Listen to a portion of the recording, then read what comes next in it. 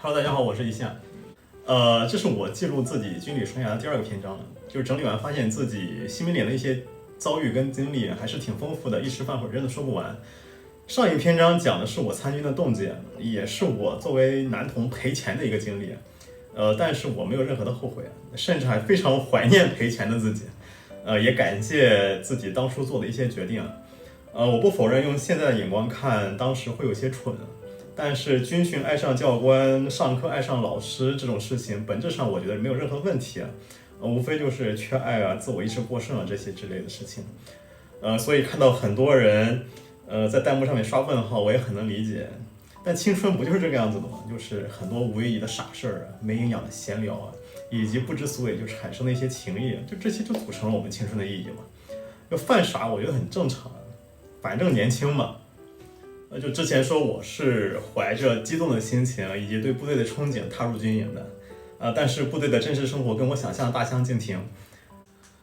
但我之前对部队的想象是什么？就是全是光鲜亮丽的那部分，是英姿飒爽的军装啊，整齐划一的队伍啊，训练场上大家稀里哐啷的练，训练场下大家战友情深，都是表面可以看到的，也是真实存在的。但是那些看不到的才是真正消磨人的。我从第一天踏入军营，满腔热血，到在日记本里写下好想退伍这几个字儿，连2个月都不到。都说军人担负着光荣而艰巨的任务，但是光荣在于平淡，艰巨在于漫长这句话绝对不是简简单单的说说而已啊。就像我刚才说的，我本身一开始确实是想大干一番的啊，就是抛头颅洒热血的那种，认为给国家奉献青春很有意义。甚至规划了第2年考哪所军校，然后在部队干一辈子，觉得这样人生就会很有价值。因为我本身在当兵前是比较迷茫的，非常迷茫，主要就是觉得自己没有价值，感受不到被需要嘛。除了受白月光的影响之外，其实更本源的动机应该还是想被需要，觉得当兵很有意义，能被国家需要，所以说就去当兵了。但要我说，如果没有一点想看男人的想法，也是不可能的。就是我真的还幻想过一些激情四射的展开，并想着是否可以通过这个来摆脱对白月光的痛苦的暗恋，但是立刻就打住了，因为觉得还是太不纯洁了。谁知道第2年的时候，还是跟班长搞得不清不楚的，搞了一段。那个时候反而想着就是，反正老子已经奉献了1年了，谈个恋爱爽爽怎么了，对吧？算不上不纯洁。我那个时候真的是红的要命，就是尽管孤僻又自以为是，但是心里还是留存着大义的。那不像现在，只会选择性的红一下。尽管我那时很坚定的想要自我奉献嘛，但是仅仅1个月的部队生活就让我的意志开始不坚定了。不是说想看男人了。是怀疑自己到底有没有价值。因为我在里面啥都做不好，就是从体能到内务，没有任何的自我实现，再加上受控的人身自由，就是你在里面甚至上厕所都要打报告。这种新兵连的生活几近让我崩溃了，就是因为对我来说，这是一个角色定位彻底改变的一个过程，就是从书生到军人的一个改变嘛。阵痛期很久，但也是有所成长的，哪怕成长很少。先说说我自己吧，就是我有且仅有一个优点，那就是耐力比较好，也是源于我不光跟别人倔，也跟自己倔。除了坚持之外，没有任何可以在部队立足的点。而且我一开始的毛病还特别多，就比如说不想弄脏衣服，不愿意跟别人有肢体接触，这些小问题在部队是一丁点给你适应的时间都不会有的，就是一个口令就给你治改了。我耐力好呢，主要也是因为参军前减肥做了很多的有氧，但是我疏忽了力量训练，所以说在新兵连一点好果子都没有吃到。就是新兵连它是没有5公里的啊，只有3公里，所以说完全发挥不了我耐力好的优势。我的力量爆发又都很差，所以说我冲刺跑啊、单双杠啊全是垫底。甚至好长一段时间我单双杠都是0个，再加上我入伍的时候年纪比较大，我22岁入的伍。周围都是17、18岁，就是相同的训练量，那些17、18岁的人，他们进步会很快，但是我就会很慢。体能差就意味着你在部队里面要啥没啥，就是领导不会欣赏你，班长不会青睐你，就是你会处在一个各种意义上的低谷。即便我努力训练队列，就是瞪眼站军姿时候瞪眼瞪到眼睛流泪啊，或者说站军姿站到汗流浃背啊，都不行，只能得到一些零散的夸奖。所以说那个时候真的就没有什么特别努力的动力。再加上后来我的排长告诉我武警考不了解放军的大学之后，就真的感觉更无力了。因为我当时满脑子想的都是考海军工程大学，动力薄弱，再加上坚持的理由也被剥夺了，所以说日子就变得非常难熬了。不过部队讲究一个既来之则安之嘛，就像我们有句古话叫来都来了嘛，反正也回不去了。好就好在我当时还有最后一个想法，那就是我不能白来啊。这个想法也让我在下连后做了我最正确的一个选择啊。还是感谢一生要强的自己。一点点说一下我新兵连3个月都经历些啥。就是我们坐高铁从武汉到北京西，然后坐着大巴到了北京密云的一个营地，下车后分连队，分到连队然后班长挑人，我跟一个叫阿才的就分进了一个班。这个阿才就是我的难兄难弟啊，就是他是地大的，我是民大的，我们2个学校就隔着一个光谷，分到一起后可聊的话题就很多，关系就越来越好。他呢长得憨憨的，人也憨憨的，就是感觉就是完全没有心眼那种，然后还是罗圈腿，就是让他老实人的形象又更近了一步。不过他的字写的非常的好看，然后我们新兵连每一次出版报，他一定会去出公差。我那会儿呢，虽然也跟个傻逼似的，但是我的心思还挺多的。而且我俩成为难兄难弟的原因啊，就是因为我俩骨子里都是很倔的，就是经常一起挨罚。新兵连如果没有他，我估计我会更难熬。就是只有他会直勾勾的找我聊天，就会好奇我看的啥书，而不是会觉得我看书很奇怪啊。他还会过来找我聊天，说啊，信伟，好像你又自言自语了，如果你可以的话，你可以来找我聊天。是的，我当兵1、2个月之后，我他妈甚至开始魔怔的自言自语了。新兵连的班长姓刘啊，就叫他刘班吧。就是我新兵连大部分的痛苦其实都来自于他，但是我们最终和解了，也很有戏剧性，是下连之后的事情，这个可以后面会说到啊。因为我能感觉到刘班他是有些反感大学生的，就是他总说大学生最难管，思想太多，那部队不需要那些思想，不知道是不是驯服大学生会让他更有成就感。然后我们在部队上的第一课就是服从这2个字。就是我们班里人到齐的第1天，他就开了一个班务会，就是问我们，墙是什么颜色的，我们都回答是白色。他说，我觉得这个墙是黑色的。又问我们墙是什么颜色的。就听到这个的话，其实有点心思，应该都明白又要回答黑色了。但是阿才呢说墙是白色的，还有另外一个愣头青说也是白色的。然后班长说好了，你俩去墙角那边蹲着，你俩去墙角那边蹲着。于是他俩就去那边蹲着了。然后我们班长就正式的跟我们说，他说我认为这个墙是黑色的，你们说是什么颜色？阿才还说是白色，我都替他急了。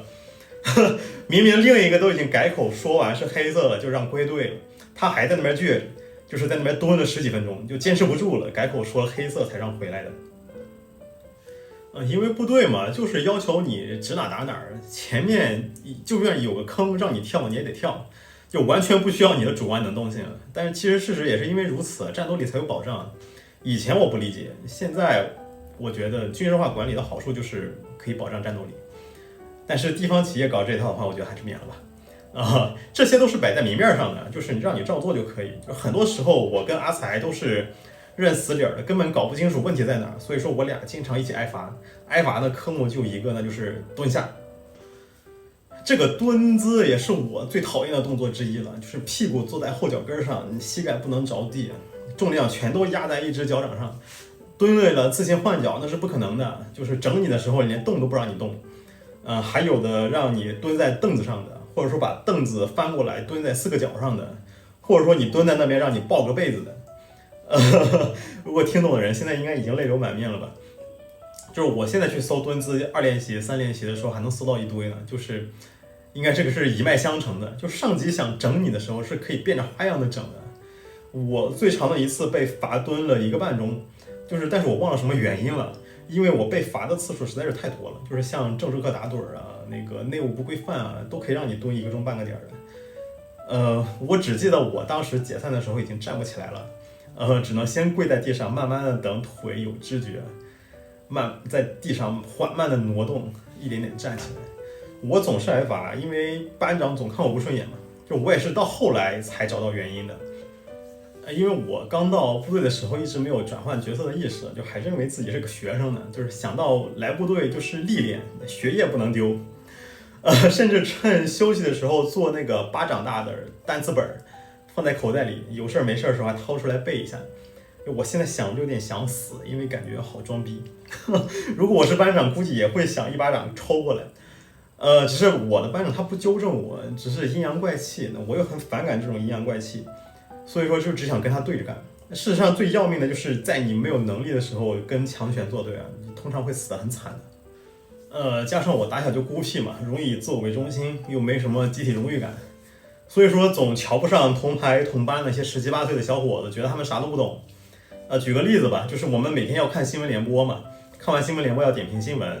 有一哥们儿他说他的梦想是当特首，结果战友就在那边拍手叫好。然后我就在那边笑而不语，甚至有些鄙视。轮到我去点评新闻的时候，我就极尽装逼之势分析时政局势，搞得周围的人一愣一愣的。我当时居然不觉得这个很不合理啊，反而自己优越感爆棚啊，真的很欠揍啊。想想那会儿班长对我的态度，忽然就可以理解了。但当时我不懂啊。就是只觉得自己是格格不入，甚至觉得自己当兵那就是自我价值的实现，别人当兵就是为了混口饭吃。现在回想自己真是幼稚的要死，想把自己掐死。我现在回看自己新民联的日记，也是尴尬的抠脚啊。一度想把那个日记给撕掉。就是我们新兵连还是可以写日记的，就像我刚刚说的，我们新兵连起初管理的相对还是松一些的，我还能有机会靠着朋友借来个小夜灯，躲在被窝里面写日记。小夜灯只有手指头这么长，1节5号电池，可以用很久。一开始我写日记也是为了记录满眼的新鲜事儿，但是后来就是把日记当成记多了，毕竟我他妈都开始自言自语了嘛。所以正经人谁写日记这句话还是挺有含金量的。我从9月8号入伍，然后日记一直写到11月9号，然后日记本就不让放在班级里了，因为有内务规定。就封存进了库房。就是我也是在那之后才慢慢找准自己是来当兵的，不是来干嘛的，不是来度假的。就是我一开始能矫情到什么程度呢？比如说我一开始不想弄脏衣服，就是做俯卧撑都要把衣服卷得起来，卷得高高的。班长看我不顺眼，就直接一个口令让我趴在地上，说到了部队还怕脏。这个还好，就是值日打扫厕所就比较悲催。就是我们新民联只让用抹布去打扫厕所，所以说我们那个手都要伸到便器里去清理。我一开始也不愿意，然后刘班就直接摁着我的手伸进那个便器里去清理那个便器。当时一下就释然了，但是清理完之后也是洗了好多遍手。最惨的是有一次，就是一个新兵没有冲降，然后值日班长就集合了全排过去观摩，就问这个是谁干的，就没人承认，然后就下令一人用手指抠一块翔下来。我当时就想我这辈子真的就完了。不过现在还能当个乐子讲给别人听。不过吃饭的朋友对不起。然后我就是在这种强制改造中一点点有了兵样子嘛，就是也是一点点慢慢的理解的，当兵就应该干当兵该干的事儿。就看书啊、写字啊，其实在里面都算是不务正业。一些我自认为的个性啊，以及一些矫情的心魔，除了影响战斗力，其实没有任何的意义。就是越是简单的道理，越是难开悟嘛。而且当时还总干一些脑瘫的事儿，就是比如说被子有一个洗不掉的黑点儿，我就沿着那个黑点儿画了一朵花在上面。我班长直接就崩溃了，就是因为那朵花是画在外面的，就是重新压被子改折页也来不及了。他根本不知道怎么去在内务检查的时候去解释，给我好一顿骂。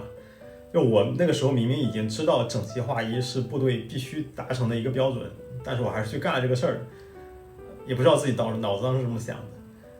因为我们那个时候又不允许打兵，所以说我的班长就只能用言语去羞辱我，你说我娘们儿唧唧的娘炮什么的。就就是我有时候想着，就是还不如被打一顿呢，就是因为肉疼好得快嘛，但是心痛就好的比较慢。我是属于那种吃软不吃硬的性格，就是，但是部队是不会给你软的吃的，全都是硬的，那包括馒头。好在我下连之后去了特战之后，我的班长就比较容易抓住我的主要矛盾，他几乎每天熄灯之后都会去找我谈话，让我团结啊，改掉一些坏毛病啊，就甚至主动指挥战友去开我的玩笑，让我很快融入到集体里。我当然是没有怪刘班啊，就是他只是用另一种方式让我成长，而且成长的也挺快的。就是比如说要察言观色，眼里要有活儿啊，我自然也很感谢他的。何况我们后面还相互理解了，就退伍后我还去看他了，一起去爬泰山，一起去逛济南，都还是挺好的。不知不觉又说了很多了，感觉有些冗长。但是回忆这个事情的话，真的是越捋越有呢，就是甚至想起很多日记里没记的内容。我新兵连也不全都是灰色啊，只是只是这么简单的回忆起了一部分。像里面规律的作息啊，严明的纪律啊，我感觉都是不坏的。还有跟战友的情谊，比如说阿才。一个插曲就是刘班甚至还怀疑过我是喜欢男的，还发生一些挺有意思的事儿。就写日记挺好的，能帮助回想很多细节。就是那我们还是留机会下次再聊吧。评论我都会看的，欢迎大家友好的讨论。如果能点个赞的话就更好了，感谢，拜拜。